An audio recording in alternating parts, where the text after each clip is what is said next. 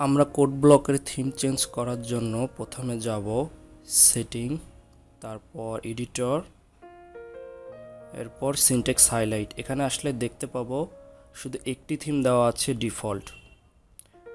এখন আমরা কোড ব্লকটি ক্লোজ করে দেব। তারপর ডিসক্রিপশন বক্সের লিঙ্ক থেকে colortheme.conf ফাইলটি ডাউনলোড করে নেব।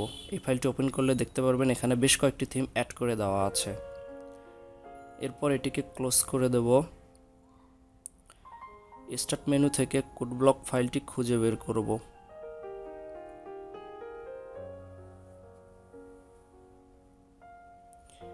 এবার কোড ব্লকের ওপেন ফাইল লোকেশন ওপেন করে এখানে উপরের দিকে একটি ফোল্ডার দেখতে পাবো রোমিং।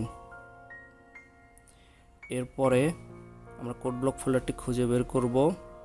এখানে আমরা দেখতে পাবো ডিফল্ট কম্প নামে একটি ফাইল, আর আমাদের ডাউনলোড করা ফাইলটি এখানে কপি করে ছেড়ে দেব।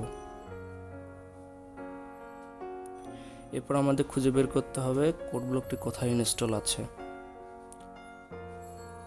এর জন্য আমরা যাব দিস পিসি,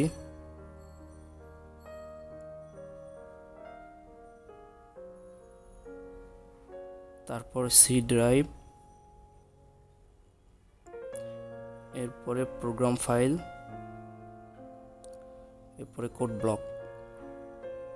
এখানে আসলে আমরা দেখতে পাবো cbshare.conf.exe নামে একটি ফাইল।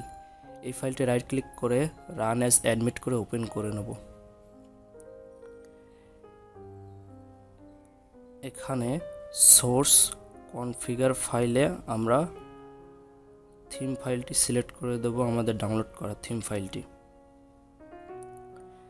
আর ডেস্টিনেশনে সিলেক্ট করে দেব ডিফল্ট কনফিগার ফাইলটি।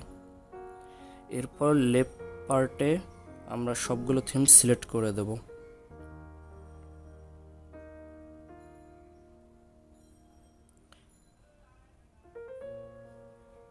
এরপর ক্লিক করব ট্রান্সফর্ম, ইয়েস, ওকে, সেভ, ইয়েস, ওকে।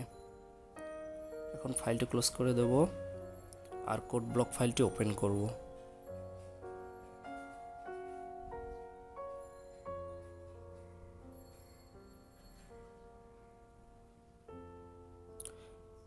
এখন আমরা যাব সেটিং, এডিটর, সিনট্যাক্স হাইলাইট। আমরা দেখতে পাবো এখানে বেশ কয়েকটি থিম অ্যাড হয়ে গিয়েছে। আমরা আমাদের পছন্দ মতো যে কোনো থিম অ্যাপ্লাই করতে পারবো।